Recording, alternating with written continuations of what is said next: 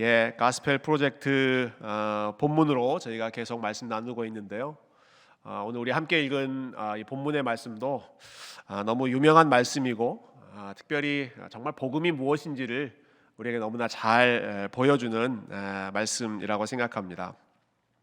여러분, 오늘 본문이 이렇게 시작하죠. 1절 보시면 예수께서 이 말씀을 다 마치시고 그러니까 지금까지 마태복음에 제자들에게 가르치셨던 모든 그 가르침의 내용을 예수님께서 다 마치시고 나서 제자들에게 정말 이제 결정적인 내용을 알려주시죠. 모든 수업을 마치고 이제는 제자들과 헤어질 때가 되었다라는 사실을 알려주십니다. 2절 보시면요, 너희가 아는 바와 같이 이틀이 지나면 유월절이라 인자가 십자가에 못 박히기 위하여 팔리리라. 이 사실을 제자들에게 알려주셨습니다. 그러니까 예수님은 지금 본인이 언제 돌아가시게 될 것인지를 이미 알고 예고하고 계시는 것이죠. 지금 이 말씀을 하시는 시점으로부터 이틀 뒤에 유월절이 있고 그 유월절 날 내가 잡히고 십자가에 달려 죽게 된다라는 사실을 말씀하시는 것입니다.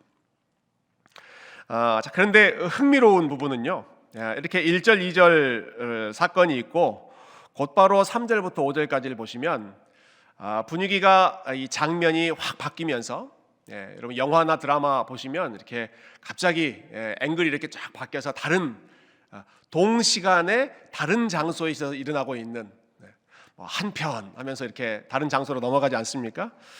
3절부터 5절까지 보시면 다른 쪽에서 진행되고 있는 일이 이렇게 기록되어 있습니다. 우리 한번 읽어보죠. 다시 한번 3절부터 5절까지입니다. 시작.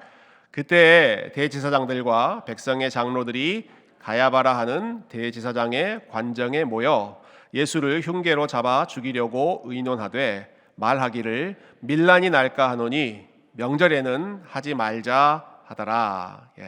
여러분, 다른 쪽에서는 대제사장과 종교 지도자들이 함께 모여 있습니다. 대제사장의 집에서 그들이 하고 있는 일은 우리가 예수님을 어떻게 잡아서 죽일 것인가 하는 계획을 지금 짜고 있죠. 여러분, 우리가 처음에 봤던 1절, 2절의 내용과 3절, 4절, 5절 이게 지금 같은 사건을 다른 장소에서 그 비슷한 내용을 언급하고 있는 그 연결 관계를 저희가 볼 수 있는데요. 여러분, 지금 똑같은 이야기를 지금 하고 있죠. 예수님이 잡히신다, 예수님이 십자가에 달리신다. 이 두 가지 계획을 함께 소개하면서 이어서 소개하고 있는데 누구의 계획을 먼저 지금 소개하고 있습니까? 누구의 계획이 먼저 등장하고 있습니까? 예수님의 계획이 먼저 등장하고 있습니다.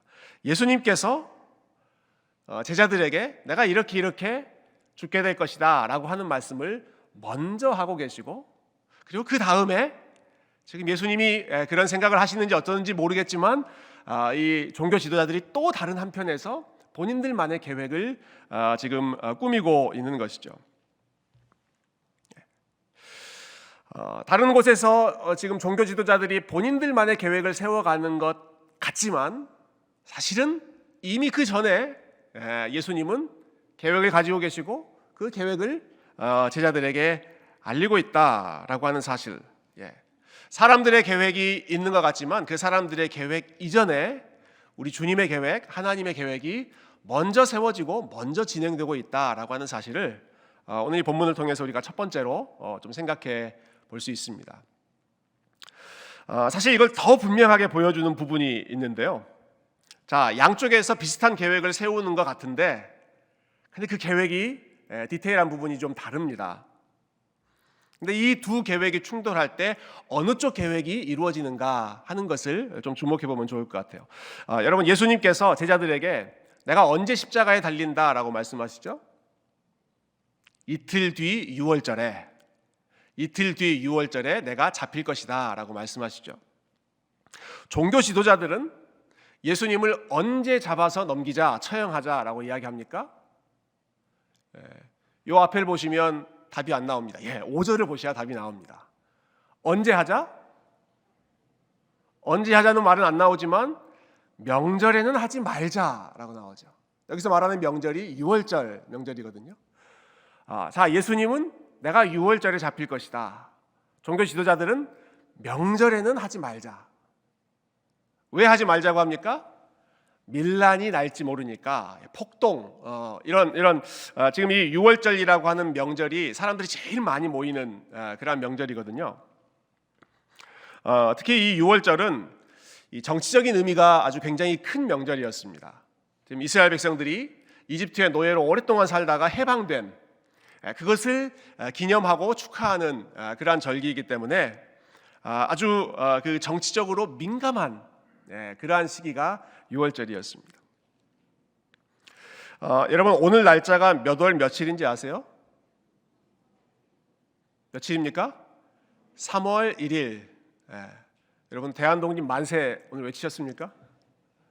뭐 한국에서는 여러 차례 뭐 대한독립 만세도 외치고 3.1절 기념식도 하고 이 사건을 기억하는 그러한 행사들이 많이 있었을 텐데요.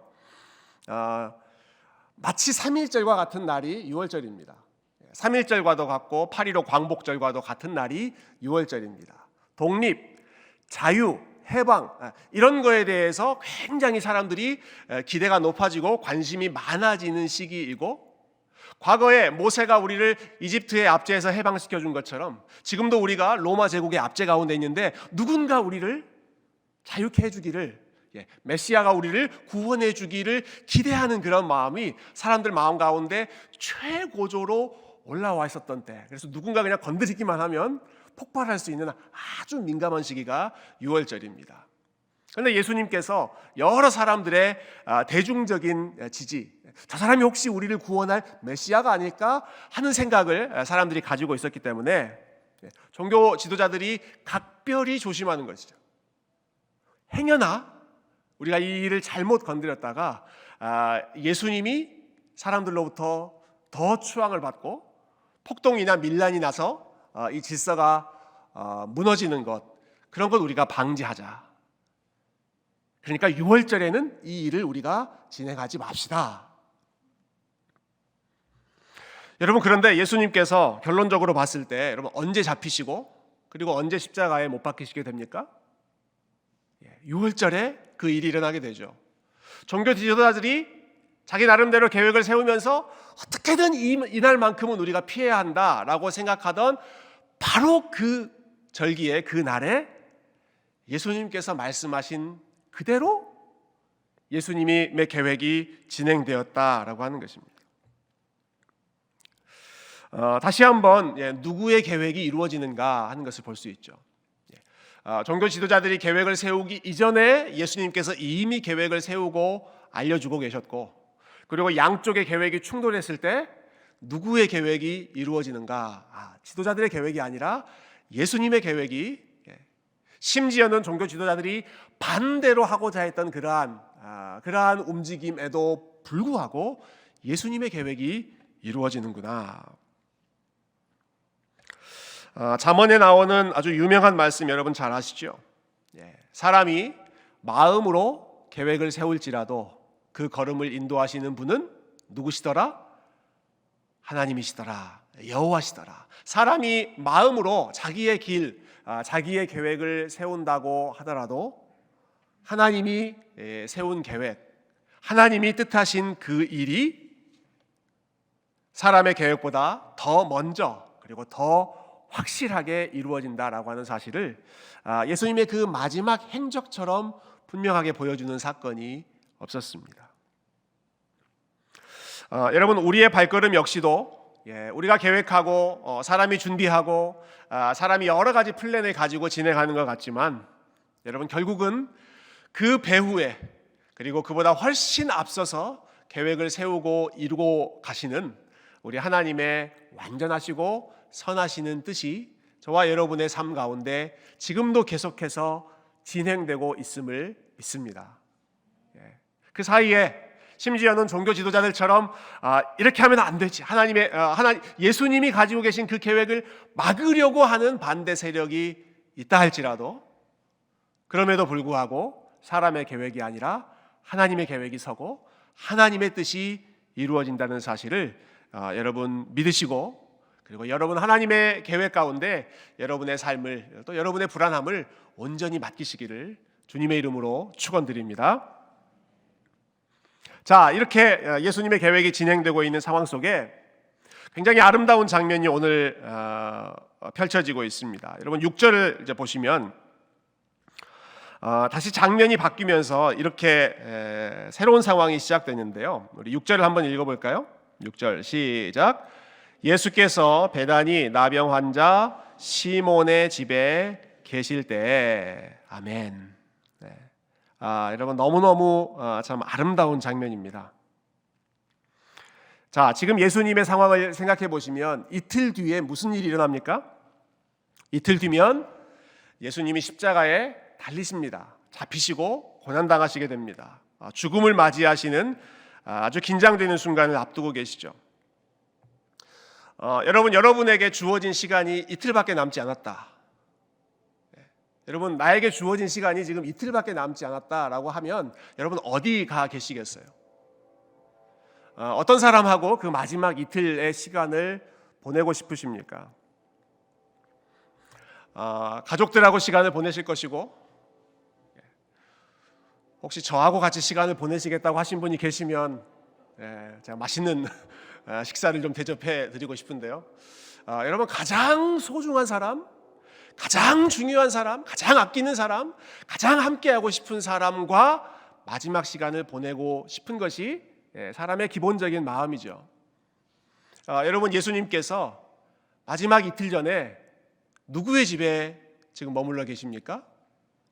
나병 환자 시몬의 집에 계십니다. 나병 환자 시몬의 집에. 여러분, 나병 환자는 사람들이 함께 가려고 하지 않았던, 만나려고 하지 않았던 그런 사람이죠. 아마 예수님께서 이 나병 환자, 이 시몬이었던 사람을 만나서 고쳐주시고, 그래서 그 집에서 함께 지금 펠로우십, 친교하는 시간을 가지고 계셨던 것 같아요. 여러분, 이 양쪽을 여러분 비교해 보시면 참 대조적입니다. 자, 한쪽에서 종교 지도자들은 대제사장의 집에 모여 있습니다. 종교 지도자들은 지금 대제사장의 관정, 그 오피스, 그 사택에 모여 있습니다. 반면에 예수님은 어디 계시다고요? 나병 환자 시몬의 집에 계십니다. 한쪽은 힘 있는 사람들이 그 당시에 제일 힘 있는 사람의 집에 모여서 뭔가를 하려고 합니다. 예수님은 사람들이 가지 않으려고 했던 가장 연약하고 가장 소외되어 있던 나병 환자의 집에 마지막까지 찾아가십니다. 여러분, 예수님이 마지막까지 찾아가셨던 사람들이 어떤 사람이었는지를 보면 예수님의 마음이 어디에 있는지를, 예수님이 누구를 가장 귀하게 생각하시는지를 우리가 알 수 있죠. 여러분, 한쪽은 힘 있는 사람들이 모여서 뭘 하려고 해요? 죽이려고 합니다. 예수님을 죽이려고 해요. 다른 쪽에서는 예수님께서 가장 연약한 사람 찾아가서 뭐 하세요? 살리십니다. 예수님은 살리는 쪽에, 고치는 쪽에, 그리고 누구보다 연약한 자들과 마지막 순간까지 함께 하셨다는 사실을 우리가 생각할 때, 여러분, 우리가 연약할 때, 그리고 우리가 격리되어 있을 때, 우리가 소외되어 있을 때, 여러분, 그때가 우리 예수님이 우리 가운데 가장 가까이 찾아오시는 시간인 줄로 믿습니다. 마지막까지 예수님이 쉬지 않고 끝까지 나병 환자의 집에 찾아가시지 않습니까? 그래서 그 환자 시몬이었던 이 사람을 고쳐주시기도 하고, 또 그의 가족, 그의 친구들과 함께 아주 의미 있는 시간을 함께 나누고 계시죠. 자, 이때 한 여인이 나타납니다. 우리가 잘 아는 것처럼 아주 귀한 향유 옥합을 쨍그랑 깨트려서 예수님 머리 위에 콸콸콸콸 쏟아 부었습니다. 이 향유 옥합을 오늘 본문에서는 매우 귀한 향유 옥합이다, 아주 값비싼 향유 옥합이다, 이렇게만 나와 있는데요. 다른 성경 본문에 보면 구체적인 가격이 나와 있죠. 그 당시의 가격으로 300데나리온이었다, 이렇게 설명이 나와 있습니다. 300데나리온은 한 사람이 하루 일하면 1데나리온씩 받았기 때문에 300일, 그러니까 일반 노동자가 1년 동안 일했을 때 받게 되는 그러한 연봉이 지금 이 여인이 깨트렸던 그 향유 옥합의 가격이었습니다. 저희가 지난주에는 달란트 비유를 함께 살펴봤는데요. 지난주도 그렇고 이번 주도 그렇고 돈에 관한 설교가 계속 이어지는 것 같아요. 뭔가 하나님이 우리에게 말씀하고자 하는 메시지가 있지 않은가 하는 생각이 좀 드는데요. 여러분 지난주에 달란트 비유를 설명하면서 한 달란트가 어느 정도 가격이라고 말씀드렸는지 혹시 기억하세요? 한 달란트? 한 달란트는 보통 한 20년치 연봉 정도 된다라고 말씀드렸습니다. 한 노동자가 20년치. 계산하기 쉽게 한 사람의 연봉을 5만 불이라고 하면 20년 곱하면 5만 불 곱하기 20해서 밀리언이다. 한 달란트가 절대로 작은 액수가 아니다라고 말씀드렸죠. 지난주에 설교하고 나서 뭐 사람들하고 이야기도 하고 기도도 하고 그러면서 한 달란트, 누군가 참 하나님이 은혜 주셔서 우리가 요즘에 돈이 좀 많이 부족한데 뭐 부족한 건 아니지만 일을 하려다 보니까 이제 돈이 필요하죠. 누군가 한 달란트만 하나님 앞에 헌신할 수만 있다면 하나님 한 달란트 프로젝트를 한번 해야겠습니다 하는 생각이 잠깐 들었습니다.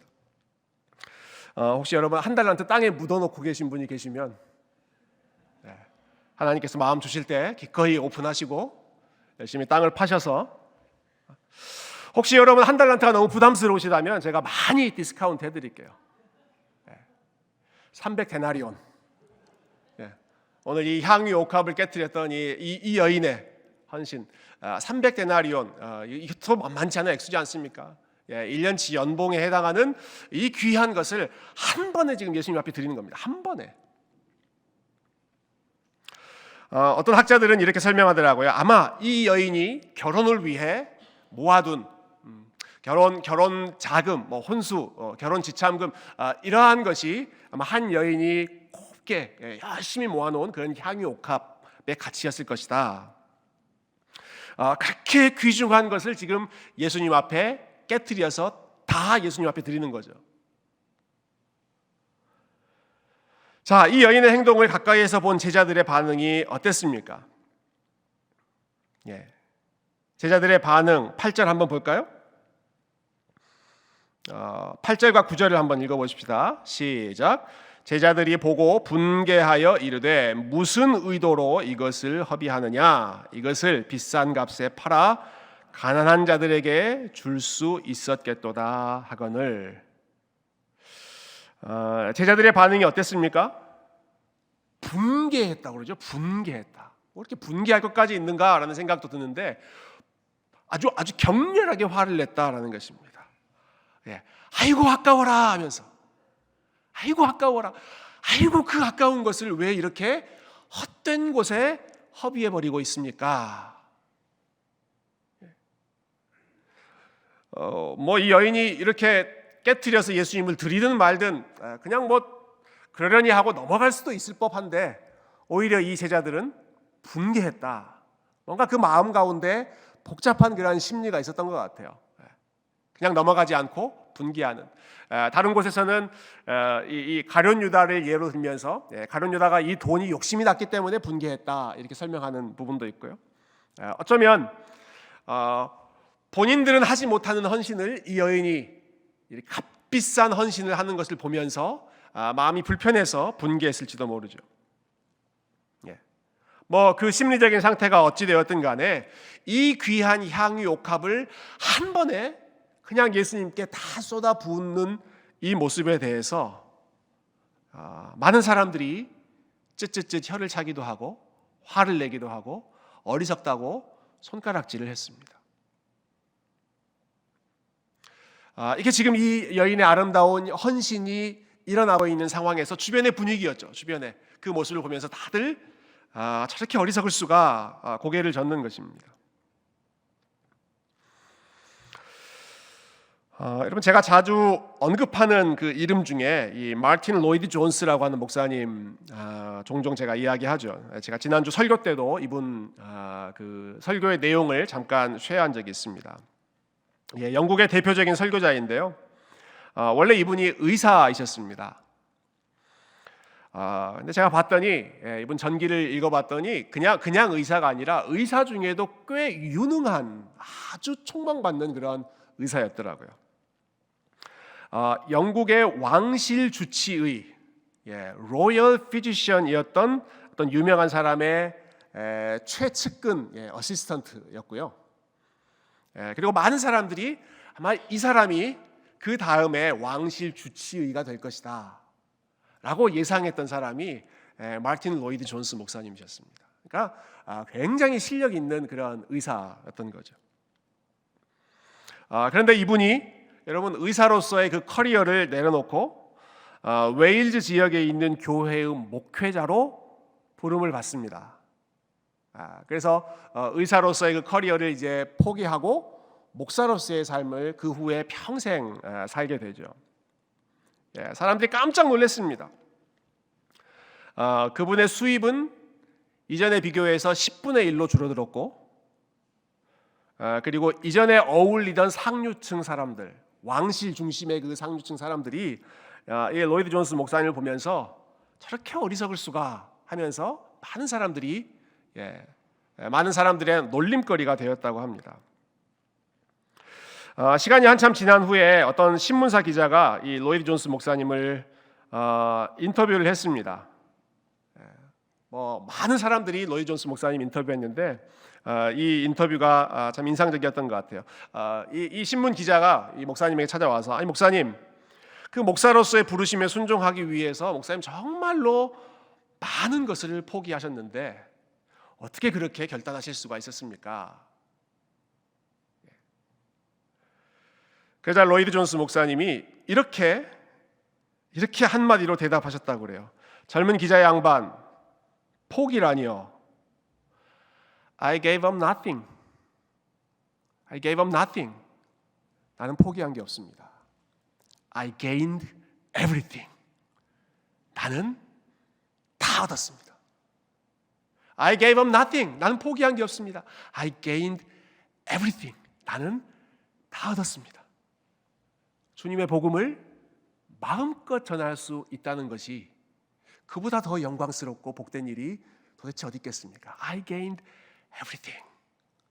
이렇게 말해서 그 인터뷰했던 기자를 더 깜짝 놀라게 만들었다라는 일화를 읽었습니다. 여러분 너무너무 그 대단한 확신이지 않습니까? 로이드 존스 목사님이 보여주셨던 정말 그분은 그렇게 확신 가운데 일하셨기 때문에 이 엄청난 그 트랜지션의 과정을 감당하셨던 거죠. 사실 제가 이 로이드 존스 목사님 같은 이런 예화를 이제 나누는 거를 별로 안 좋아합니다, 제가. 왜냐하면 이분의 이야기가 너무 드라마틱하기 때문에 우리가 일반 사람들이 경험하기 어려운 그러한 일이기도 하고요. 그리고 실제로 이 로이드 존스 목사님도 설교 중에 본인 이야기를 안 하셨어요. 그 많은 설교 중에 본인 이야기 예화를 잘 안 드셨어요. 이러면 제가 좀 회개하게 되네요. 지난주에도 막 저희 가정 얘기도 하고 자녀 얘기도 자주 하고 그러는데, 근데 이분이 이제 본인이 그런 큰 결단과 헌신을 했음에도 불구하고 그것을 자주 간증하지 않았던 이유는 정말 드러나야 될 분은 예수님이신데 내가 했던 거 뭐 그 작은 거 그걸 이렇게 사람들 앞에 과장하고 알리고 난 그러고 싶지 않다 해서 이제 이야기를 안 하셨던 거죠.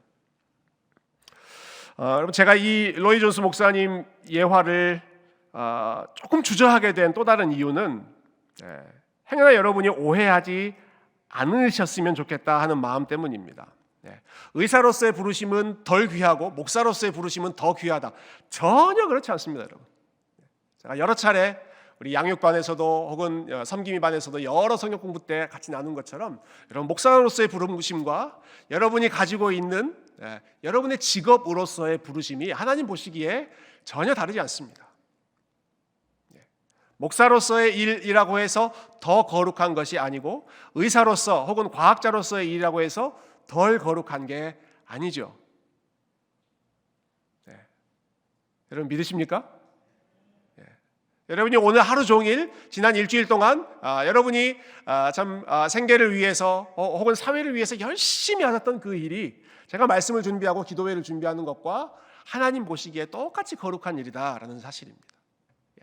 그렇기 때문에 로이 존스 목사님이 의사에서 목사로 바꿨기 때문에 이분이 더 위대한 사람이, 저는 그런 말씀을 드리고자 하는 것이 아니라 오늘 본문에 나오는 이 여인의 모습과 좀 많은 부분에서 연결될 수 있는 하나의 예화로서 지금 로이드 존스 목사님 이야기를 여러분들과 나누려고 하는 건데요. 여러분, 이 여인이 값비싼 향유 옥합을 깨뜨렸을 때 주변 사람들이 어떻게 했다고요? 혀를 쯧쯧쯧 차면서 저렇게 어리석은 결단을 할 수가 라고 아쉬워했다는 것입니다. 저 귀한 것을 왜 저렇게 허비하는가 라고 생각했다는 거예요. 저 귀한 것을 왜 쓸데없는 곳에 허비하는가. 이렇게 생각하는 사람도 있었을 수 있겠죠. 적당히 좀 믿어도 될 건데, 적당히 믿어도 될 텐데 왜 저렇게 티를 내면서 열광적으로 광신적으로 저렇게 행동하는가.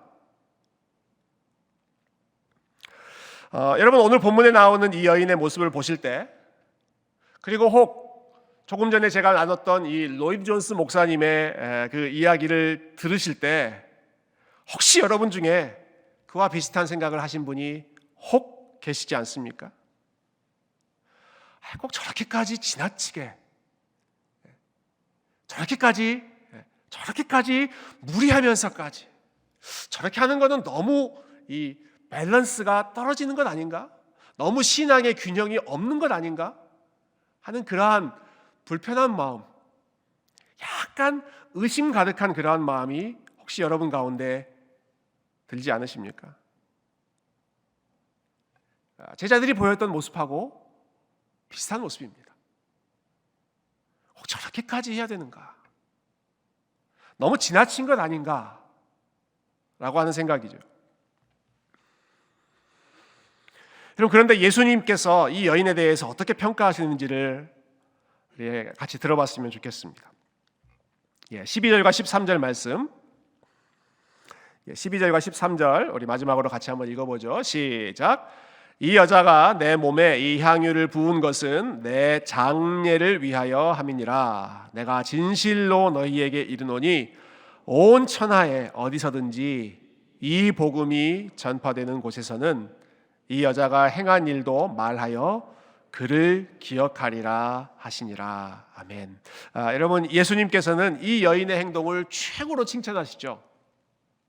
이 여인의 마음 그리고 이 여인의 행동이야말로 온 천하에 이 복음이 전파되는 곳에서 언제나 이 여인과 이 여인이 행한 일을 기억해야 할 것이다. 달리 말해서 이 여인이 보여주는 모습이 복음의 정신에 가장 부합하는, 가장 잘 어울리는 모습이다. 예수님께서 그렇게 인정해 주시는 것입니다. 그래서 어디서든 이 복음, this gospel, 이 복음이 전파되는 곳에 이 여인의 마음과 이 여인의 모습을 함께 기억해야 한다. 무엇이 이 복음의 정신에 가장 가까웠을까? 그 많은 액수를 한꺼번에 바칠 수 있는 그러한 과감함이었을까? 저는 그보다 더 중요한 부분은 예수님께서 하셨던 이 12절 말씀, 12절 말씀이라고 생각합니다. 이 여인이 내 몸에 이 향유를 부은 것은 나의 장례를 위하여 한 것이다 라고 했습니다. 나의 장례, 나의 죽음을 준비하기 위해서 이 여인이 이렇게 했다라는 것입니다. 나의 죽음을 위해서, 예수님의 죽음을 위해서, 예수님의 죽음을 준비하는 데 있어서 이 여인이 예수님의 죽으심을 다른 어떤 것보다도 더 귀하게 생각하고 그것의 의미를 이 여인이 알았고 그것이 본인에게 얼마나 큰 은혜와 감사의 제목이라고 하는 사실을 이 여인이 깊이 인정하고 고백했다라는 것이죠. 여러분, 이 여인, 이 여인이 예수님의 죽음을 준비하면서 이 향유 옥합을 깨뜨렸다는 말은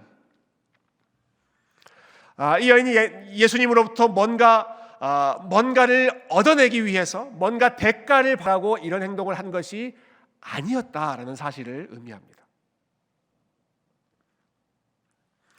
여러분, 앞으로 예수님의 시간표에서 남아있는 시간은요, 십자가에서 죽으시는 것, 예수님께서 지금 그것을 말씀하셨고 제자들이 그것을 지금 준비하고 있는 그런 상황인데, 뭔가를 대가로 바라면서 이 향유 옥합을 일종의 예수님 앞에 투자하는 것처럼 쏟아붓는 것이 아니라, 이 여인은 지금 죽음의 길로 가까이 나아가고 계시는 그 예수님을 향해서 자신의 가장 귀한 것을 쏟아부었다라는 것입니다. 예수님의 능력으로 뭔가를 얻어내고자 함이 아니라 예수님의 죽으심을 보면서 그 죽으시는 예수님을 본인의 왕으로, 머리에 기름을 부었다라는 것은 왕으로, 제사장으로, 선지자로서 이분이 하나님이 세우신 메시아다라고 하는 것을 인정하는 행위이지 않습니까? 죽음의 자리로 가시는 예수님을 자신의 왕으로 끝까지 인정하고 고백하는 것이 오늘 향유 옥합을 깨뜨렸던 이 여인의 귀한 마음이었던 것이죠. 여러분, 우리 속담에 이런 표현이 있습니다. 들어보셨을 것 같아요. 정승, 영의정, 좌의정, 우의정 하는 그 정승이요. 정승집 개가 죽으면 문전성시를 이루지만 정승이 죽으면 어떻게 될까요? 아무도 찾아오지 않습니다. 굉장히 현실적인 좀 서글픈 그러한 그 속담이죠. 정승집 개가 죽으면 수많은 사람들이 그 개의 죽음을 슬퍼하기 위해 찾아오지만 왜 찾아올까요?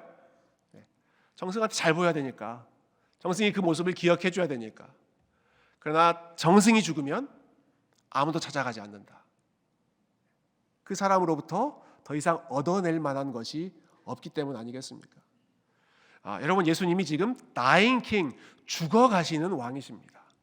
십자가로 걸어가시는 왕이십니다. 근데 그 죽음을 앞두고 있는 왕에게 자기에게 가장 귀한 것을 쏟아부어서 그분의 죽음을 준비하고 그분의 이름을 아름답게 높이고, 그분의 예수님의 몸에서 얼마나 아름다운 향기가 풍겨져 나왔겠습니까? 예수님의 죽으심을 그렇게 향기롭게 장식하는 것이 이 여인의 마음. 다시 되풀이해서 말씀드리지만, 여러분, 예수님으로부터 뭔가를 받는 것이 목표가 아니라 예수님으로부터 이미 받았던 것이 감사하고, 예수님의 사랑이 귀하고, 그동안 예수님과 함께 아주 친밀한 관계, 좋은 관계, 예수님의 참 은혜를 받고 예수님의 말씀을 통해서 하나님 나라를 배우게 되었던 그 사실에 대한 깊은 감사의 마음이 예수님 앞에 모든 것을 쏟아붓는 믿음의 행위로, 헌신의 열매로 맺혀지게 되었다라는 것이죠. 여러분, 다른 복음서와 비교해 보면 이 여인의 정체가 더 분명하게 드러나죠. 이 여인의 이름은 마리아였고, 마르다와 마리아 그 자매 중에 동생이었던 마리아, 나사로의 죽음을 또 함께 슬퍼하면서 예수님께서 나사로를 다시 살려주신 그것을 경험했던 여인이 바로 이 마리아였습니다. 그 모든 사건이 다 이루어진 후에 마리아가 마지막 예수님의 죽음을 앞두고 했던 결정적인 행동이 바로 이 향유 옥합을 깨뜨리는 사건이었죠. 누가복음에 보면 이 마리아에 대해서 예수님께서 한 가지 칭찬하시는 내용이 있죠. 마르다는 여러 가지 일들로 인해서 마음이 분주하지만 마리아는 한 가지만 생각하고 있다. 여러분, 그 유명한 사건 기억하시죠? 마리아는 한 가지 좋은 쪽만을 선택했다. 예수님 앞에, 예수님 가까이에서 예수님의 말씀을 들으면서 예수님을 바라보고 있는 그 좋은 쪽 한 가지만을 선택했던 여인이 마리아였고, 이 마리아는 마지막 순간까지도 예수님 한 분만 바라보면서 그 예수님께만 자기의 모든 것을 헌신하는 여인으로 기억되었습니다. 우리가 몇 주 전에 마음이 청결한 자라는 설교를 함께 나눌 때 마음이 청결하다는 것은 마음이 분산되어 있지 않고 싱글 마인드, 하나에게 집중되어 있는 것이 마음이 청결한 자라는 말씀 드렸는데요. 저는 성경에서 가장 마음이 청결한 사람이 대표적으로 이 마리아, 예수님 한 분만, 주변에서 뭐라고 하든, 이 제자들이 뭐라고 하든, 뭐라고 손가락질하든, 혹은 뭐라고 이런저런 말을 하든 간에 신경 쓰지 않고 주님 한 분만 바라보고 주님만 아름답게 하시는 것을 유일한 기쁨으로 삼고, 주님만 바라보고 주님의 말씀만 듣는 일에 올인하고 그것 하나만 생각했던 이 마리아의 모습이, 심지어는 죽음의 자리로 걸어가시는 그 예수님까지도 끝까지 사랑하며 그분을 높였던 여러분, 이 마리아의 아름다운 모습이야말로 우리 예수님께서 칭찬하시는 복음의 정신에 가장 합당한 귀한 모습인 줄로 믿습니다. 바라기는 저와 여러분의 삶이, 우리의 삶이 많이 부족하고 우리의 삶이 많이 연약하지만 오늘 마리아가 보여주었던 이 정말 예수님 한 분만, 한 분만 바라보고 한 분만 들었던 그 청결한 마음으로 우리 주님께만 우리의 삶을 기쁘게 드릴 수 있는 여러분, 복된 주님의 백성들, 여러분이 가지고 계시는 귀한 향유 옥합을 깨뜨려 우리 주님을 더 아름답게 만들어드리는 귀한 주님의 제자들 다 되시기를 존귀하신 주님의 이름으로 축원드립니다.